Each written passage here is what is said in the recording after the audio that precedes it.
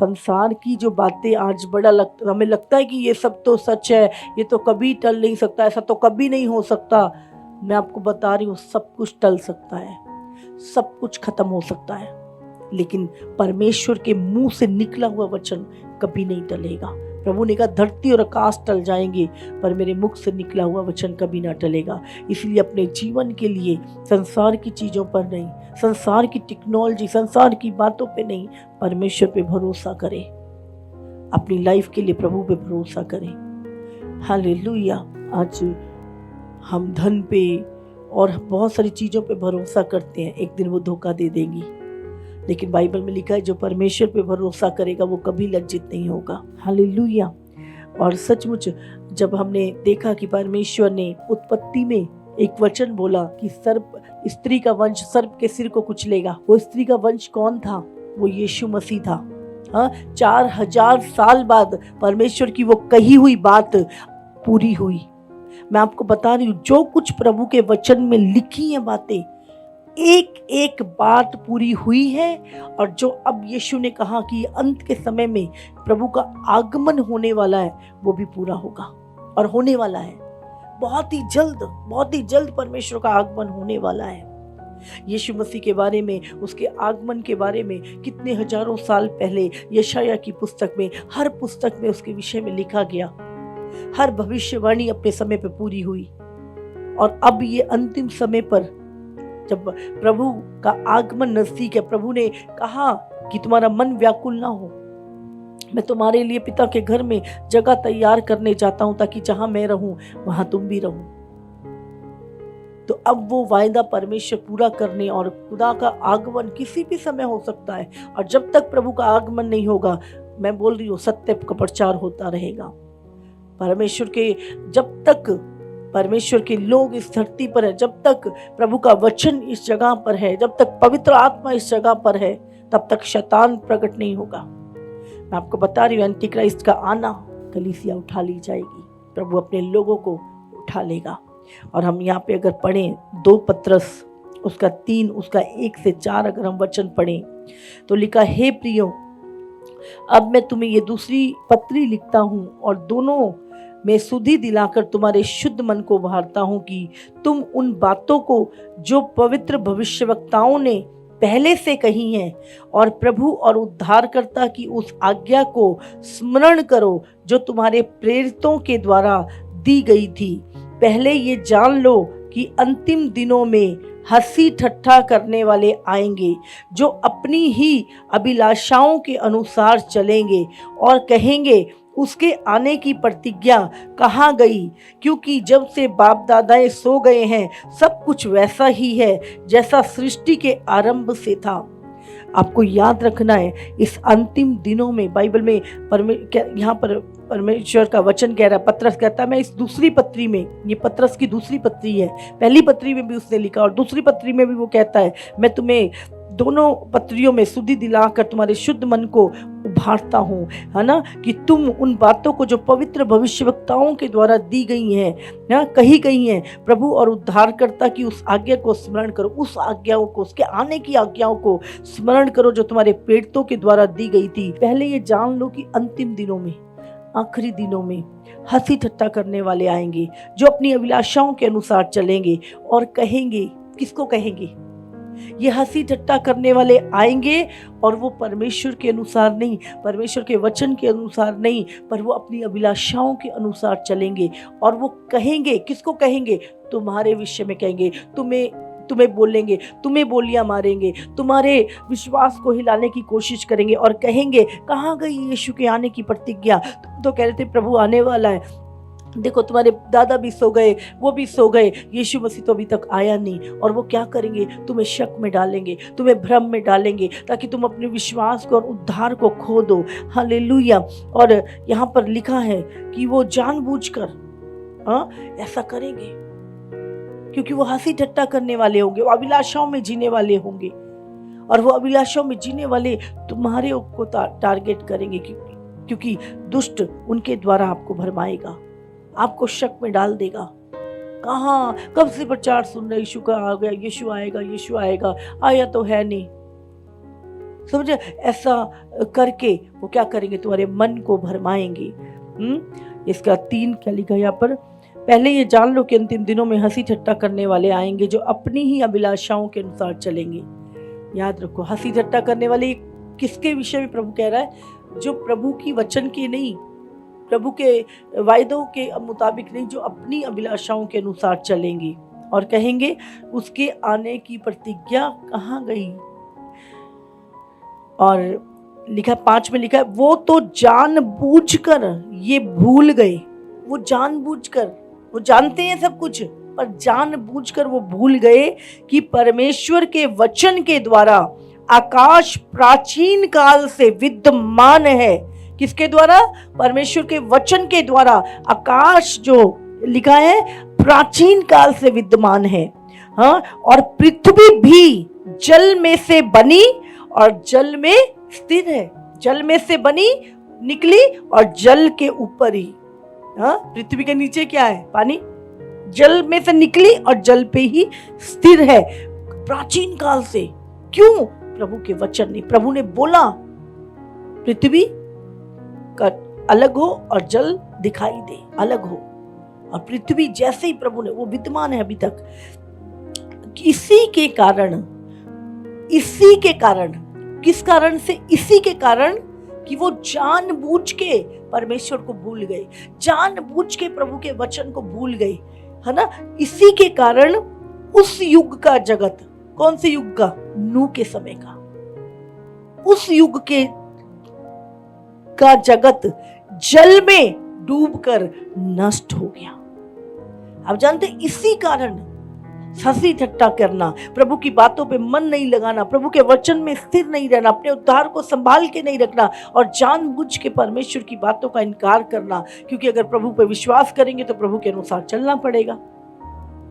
तो जानबूझकर लिखा है कि इसीलिए उस युग का अंत जल में डूबकर वो सब नष्ट हो गया। वो जगत जो था, इससे भी बड़ा जगत था वो। नूह के समय पे बताते हैं 8 अरब की आबादी थी जितनी अब है, और वो जगत भी जल में डूब के मर गया क्योंकि उन्होंने परमेश्वर की बातों पे, प्रभु भविष्यवक्ताओं के ऊपर, खुदा के वचन के ऊपर मन नहीं लगाया। आगे लिखा है इसमें, पर वर्तमान काल के, जो अभी आपको आकाश दिख रहा है, वर्तमान काल के आकाश और पृथ्वी उसी वचन के द्वारा, जो प्रभु के मुंह से निकला था, उसी वचन के द्वारा इसलिए रखे गए हैं कि जलाए जाएं। समझ में आ रही है? ये सब क्या होगा अंत के दिनों में? ये जलाए जाएंगी और ये भक्तिहीन मनुष्यों के न्याय और नष्ट होने के दिन तक ऐसे ही रखे रहेंगे। हालेलुया। लिखा है आकाश और पृथ्वी प्रभु के वचन के द्वारा रखे गए हैं और जलाए जाएंगे। इसलिए ये अभी हम देख रहे हैं ना, सूर्य के अंदर एक शोर, तूफान आ रहा है, आग उबल रही है, बताया जा रहा है आग निकलेगी, सब कुछ तबाह हो जाएगा, सारी सैटेलाइट जल जाएंगी और बहुत सारी चीजें, गर्मी बहुत बढ़ जाएगी। तो बाइबल में लिखा है कि अंतिम दिनों में ये सब चीजें आग से जलाई जाएंगी। इसलिए हे प्रियो, ये बात तुमसे छुपी ना रहे। क्या लिखा है? हे प्रियो, ये बात तुमसे छुपी ना रहे। कौन सी बात छुपी ना रहे?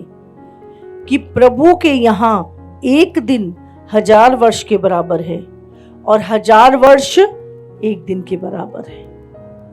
जानते हैं, हमारी तरह घड़ी नहीं चल रही वहां पे, हमारी तरह का कैलेंडर नहीं है वहां पे। परमेश्वर के यहाँ का एक दिन हमारे यहाँ का 1000 वर्ष है। हालेलुया। और हमारा 1000 वर्ष उसका एक दिन है। प्रभु अपनी प्रतिज्ञा के विषय में देर नहीं करता, जैसी देर कुछ लोग समझते हैं, पर तुम्हारे विषय में धीरज धरता है और नहीं चाहता कि कोई नष्ट हो, वरन ये कि सबको मन फिराव का अवसर मिले। अभी देखो, बहुत सारे लोग हैं जो अपनी फैमिली के लिए, अपने परिवार के लिए, अपने घरानों के लिए, अपने रिश्तेदारों के लिए है ना, प्रार्थना करें अपने पड़ोसियों के लिए, देशों के लिए प्रार्थना करें कि परमेश्वर हर एक को मन फिराव का अवसर मिले। अगर आज यीशु मसीह अभी आ जाए तो आप सोचो कितने लोग हैं जो नाश हो जाएंगे। लेकिन प्रभु क्या करता है, लेकिन अभी समय पूरा हो चुका है। प्रभु का आगमन किसी भी घड़ी हो सकता है। लिखा है प्रभु अपनी प्रतिज्ञा के विषय में देर नहीं करता, जैसी देर कुछ लोग समझते हैं, पर तुम्हारे विषय में धीरज धरता है और नहीं चाहता कि कोई नष्ट हो, वरन ये कि सबको मन फिराव का अवसर मिले। परंतु प्रभु का दिन, हाँ क्या लिखा है, परंतु प्रभु का दिन चोर के समान आ जाएगा। प्रभु का दिन चोर के समान आ जाएगा। प्रभु का दिन चोर के समान आ जाएगा, जब तुम सोचते भी नहीं होगे, जब तुम आराम से सो रहे होगे, तुम आराम की जिंदगी में कंफर्ट में होगे, अचानक आ जाएगा। उस दिन आकाश बड़ी हड़हड़ाहट के शब्द में से जाता रहेगा। पूरा आकाश जो तुम्हें दिख रहा है वो जाता रहेगा, और जो आकाश में जो तारे हैं, तत्व हैं, हाँ एस्ट्रॉयड हैं, सब पिघल कर निकल, और तत्व बहुत ही तृप्त होकर पिघल जाएंगे, और पृथ्वी और उस पर के काम जल जाएंगे। जो भी काम पृथ्वी के हैं, हाँ इसीलिए कह पृथ्वी के कामों पे मन मत लगाओ। पृथ्वी के काम क्या होगा, एक दिन जल जाएंगे, क्योंकि ये सब वस्तुएं इसी रीति से पिघलने वाली हैं। तो तुम्हें पवित्र चाल चलन और भक्ति में कैसे मनुष्य होना चाहिए जब ये सारी चीजें पिघलने वाली हैं, सब कुछ खत्म होने वाला है। तो प्रभु कहता है कि तुम्हें पवित्र और चाल चलन और भक्ति में कैसे मनुष्य होना चाहिए। सोचो, जब सब कुछ खत्म होने वाला है तो हमें कैसा व्यक्ति होना चाहिए, और परमेश्वर के उस दिन की बाट किस रीति से जोना चाहिए। जब हम जानते हैं कि सब कुछ खत्म होने वाला है तो हमें परमेश्वर की बाट किस रीति से जोना चाहिए, और उसके बाद उसके जल्द आने के लिए कैसा यत्न करना चाहिए। यीशु मसीह जल्द आए, है ना, हमें सुसमाचार प्रचार करना है। यीशु मसीह जल्द आए, हमें परमेश्वर के कामों को करना है, पवित्रताई का जीवन, हाँ सेवा का जीवन, प्रार्थना का जीवन, जिसके कारण आकाश आग से पिघल जाएंगे और आकाश के गण बहुत ही तृप्त होकर गल जाएंगे। पर उसकी प्रतिज्ञा के अनुसार उसकी प्रतिज्ञा के अनुसार, जो यीशु मसीह ने कहा मैं तुम्हारे लिए घर तैयार करने जाता हूं, उस प्रतिज्ञा के अनुसार हम एक नए आकाश और नई पृथ्वी की आस देखते हैं, जिनमें धार्मिकता वास करेगी, जिनमें पवित्र लोग वास करेंगे, जिनमें प्रभु का भय मानने वाले वास करेंगे। हम एक नई धार्मिकता, एक नया आकाश, एक नई धरती जहां पे धार्मिकता वास करेगी। समझ रहे आप? इसलिए हमें आगे लिखा, इसीलिए हे प्रियो, जबकि तुम इन बातों की आस देखते हो तो यत्न करो कि तुम शांति से उसके सामने निष्कलंक और निर्दोष ठहरो, और हमारे प्रभु के धीरज को उद्धार समझो। जैसे हमारा प्रिय भाई पौलुस ने भी उस ज्ञान के अनुसार जो उसे मिला तुम्हें लिखा, वैसे ही उसने अपनी सब पत्रियों में भी इन बातों की चर्चा की है, जिनमें कुछ बातें ऐसी हैं जिसका समझना कठिन है, और अनपढ़ और चंचल लोग उनके अर्थों को भी पवित्र शास्त्र की अन्य बातों की तरह खींच तान कर अपने ही नाश का कारण बनाते हैं। इसलिए हे प्रियो, तुम लोग पहले ही से इन बातों को जानकर चौकस रहो, ताकि अधर्मियों के भ्रम में फंसकर अपनी स्थिरता को कहीं हाथ से खो ना दो, पर हमारे प्रभु और उद्धारकर्ता यीशु मसीह के अनुग्रह और पहचान में बढ़ते जाओ। उसी की महिमा अब भी हो और युगान युग होती रहे। हालेलुया। इस अंतिम दिनों में बहुत सारी झूठी शिक्षाएं, बहुत सारी ऐसी चीजें जो तुम्हारे शरीर की अभिलाषाओं को पूरी करें, तुम्हें प्रभु में वचन में चलने से रोकेंगे, और क्या करेंगे, वो वचन को तोड़ मरोड़ के क्या करेंगे, इस्तेमाल करेंगे। हालेलुया। इसलिए प्रभु ने कहा तुम ताकि अधर्मियों के भ्रम में, दुष्ट लोगों के भ्रम में फंसकर अपनी स्थिरता कहीं खो ना दो। अभी और मजबूत हो जाओ, प्रार्थना में मजबूत हो, अपनी स्थिरता में मजबूत हो जाओ। कोई कुछ भी बोले, वचन जो बोलता है वही तुम्हारे मुंह से निकले। पवित्र आत्मा तुमसे बोलता है, स्वप्न में, दर्शनों में प्रभु तुमसे बात कर रहा है, उसके आगमन के विषय में प्रभु तुमसे बात कर रहा है।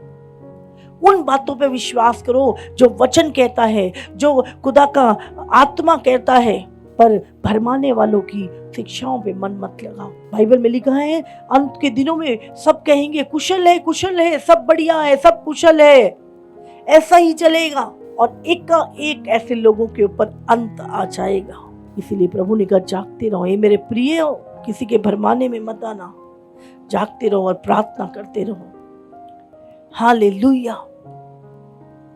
कितने लोगों को समझ में आ रहा है इस समय, ये अंतिम समय है। अपनी स्थिरता को मत खोइए।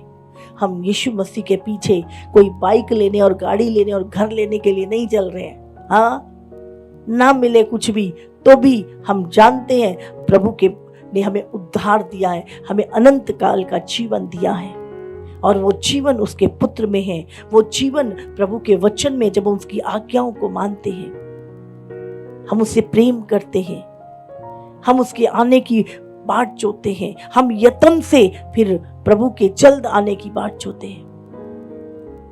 हम वो अपनी प्रतिज्ञा के विषय में देर नहीं करता। अगर उसने सारी प्रतिज्ञाएं पूरी की हैं तो उसके आने की प्रतिज्ञा पूरी नहीं होगी। लेकिन बहुत सारे लिखा है जो अभिलाषाओं में चल रहे हैं वो तुम्हारा ठट्टा करेंगे, तुम्हारा मजाक बनाएंगे। कहाँ यीशु, तुम्हारा यीशु है तो ऐसा क्यों नहीं हुआ, तुम्हारा यीशु है तो तुम्हें, समझे, वो ठट्टा करेंगे। लेकिन तुम्हें अपनी स्थिरता को नहीं खोना। जागते रहो, प्रार्थना करते रहो, विश्वास में स्थिर रहो, उसके आने की बाट जोते रहो, पवित्रताई में चलते रहो, क्योंकि वहां पर जो नया धरती और नया आकाश होगा, वहां पे धार्मिकता वास करेगी, पाप नहीं, दुष्ट लोग नहीं। प्रभु का जो क्रोध है वो दुष्टों के ऊपर भड़कता है। लेकिन जो लोग प्रभु का भय मानते हैं, प्रभु के वचन पे चलते हैं, उसके वचन को सुन के थरथराते और कांपते हैं, प्रभु की कृपा उन लोगों के ऊपर बनी रहती है। हालेलुया।